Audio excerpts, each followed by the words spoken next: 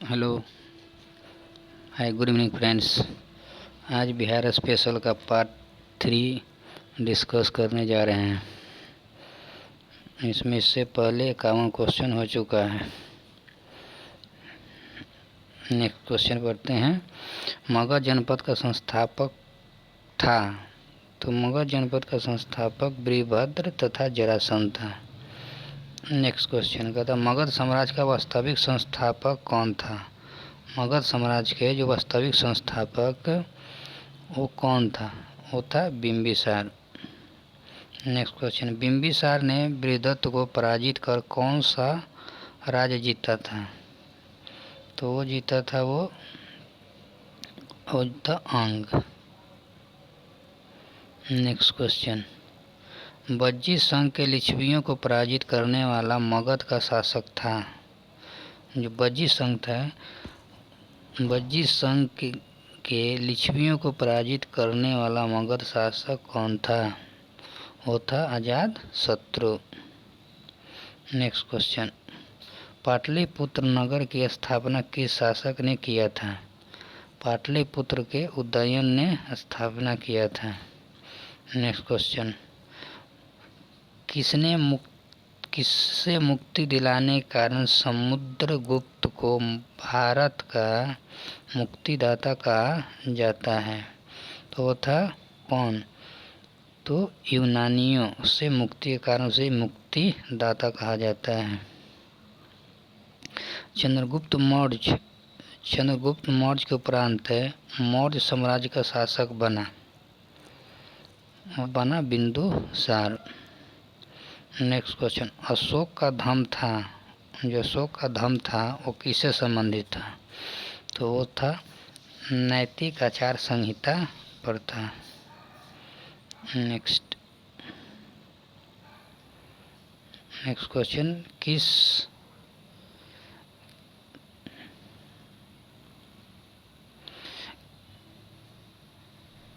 विद्वान ने चंद्रगुप्त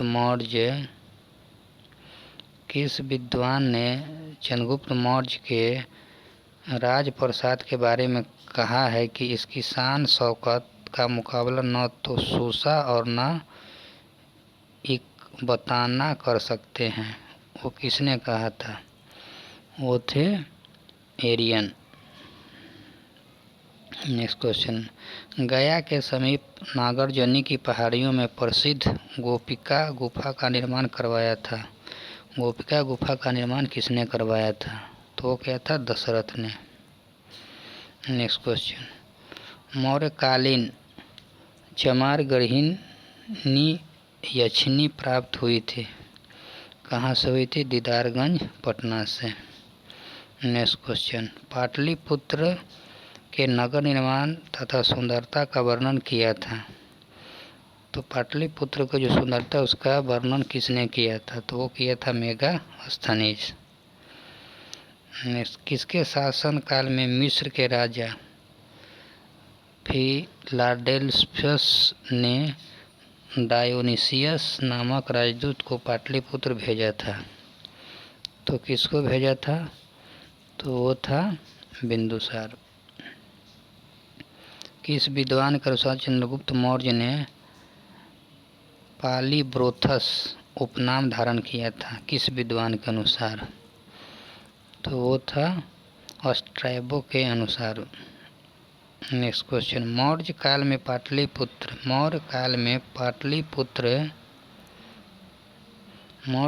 पाटलिपुत्र का प्रशासन 30 नागरिकों की एक सभा संचालित करती थी जो 5-5 सदस्यों की 6 समितियों में संगठित थी। यह किसका कथन था। ये कथन था मेगास्थनीज का। नेक्स्ट क्वेश्चन की तरफ बढ़ते हैं। कहते हैं किस शुंग शासक ने पाटलिपुत्र में स्थित कुक्कुटराम विहार को 3 बार नष्ट करने का प्रयत्न किया। कुक्कुटराम विहार को 3 बार नष्ट करने का प्रयास किया। किसने किया था। ये किया था पुष्यमित्र शुंग ने।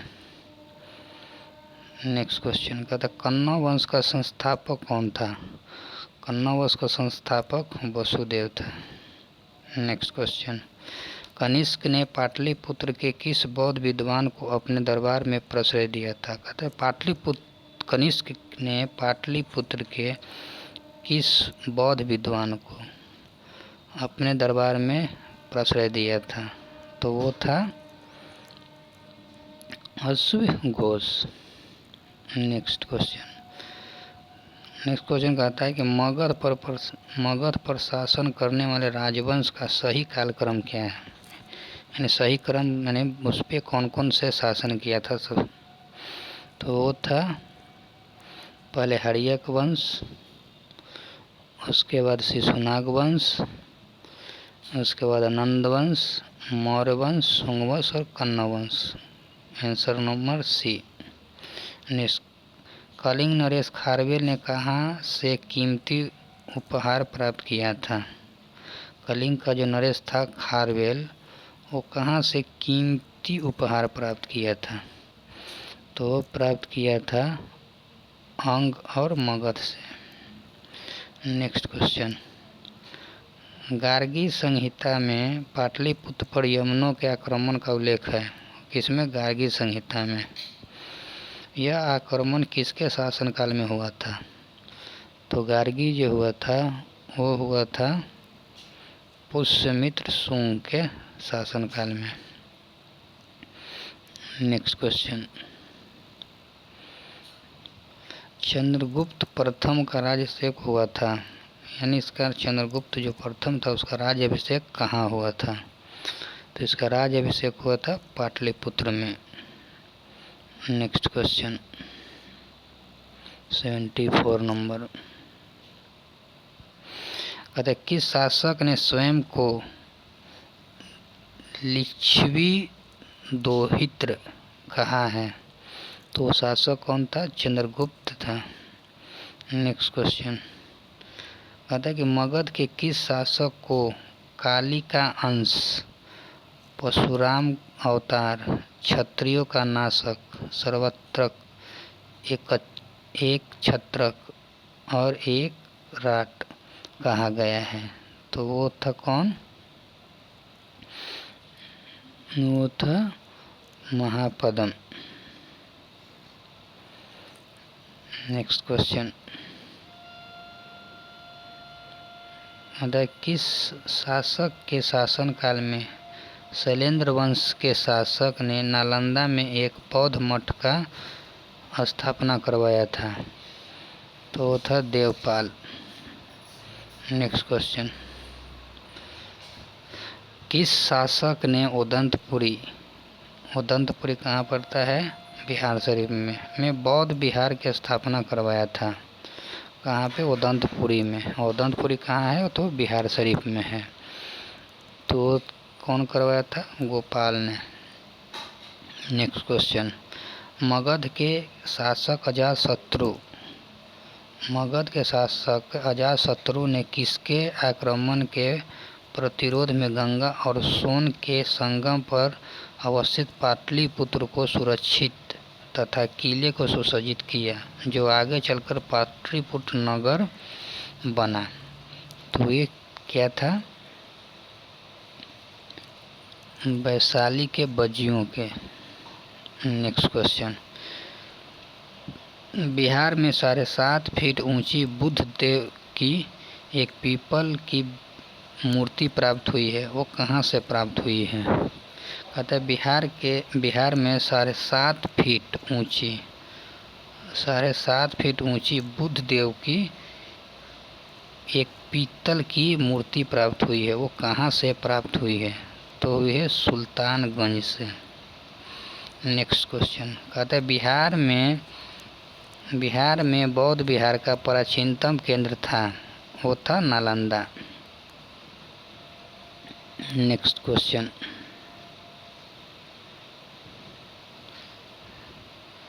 कहता है किसने यह वर्णन किया कि मगध भारत के सभी देशों में मगध देश में सर्वाधिक नगर थे? धनपतियों ने यहाँ चिकित्सालय बनवाए थे। यहाँ रोगियों को मुफ्त भोजन तथा दवाएं दी जाती थी। तो वे थे कौन? फाहियान। नेक्स्ट क्वेश्चन, हर्षवर्धन के मृत्युपरांत बिहार के कुछ क्षेत्रों में कुछ समय के लिए तिब्बत की संप्रभुता स्थापित हो गई थी। कहाँ? बिहार में। जिसका अंत किसने किया था? तो इसका अंत आदित्य सेन ने किया था। नेक्स्ट क्वेश्चन 83 नंबर कहता है कि चीनी यात्री इत्सिंग बिहार का भ्रमण लगभग किया, मतलब पूरे नहीं है, वो लगभग में किया था। वो तो किस ईस्वी में किया था? 673 ईसा पूर्व में। हर्ष के समय में बिहार राज्य में कौन सा विश्वविद्यालय स्थापित किया गया था? जब हर्ष का शासन था उस समय कौन सा विश्वविद्यालय की स्थापना किया गया था? तो वो था नालंदा। नेक्स्ट क्वेश्चन, बोध गया के बोधि वृक्ष, महाबोधि वृक्ष को क्षति पहुंचाने वाला शासक कौन था? तो वो था शासक शशांक। तो पार्ट 3 में इतना ही तक। नेक्स्ट पार्ट 4 आएगा। That's all.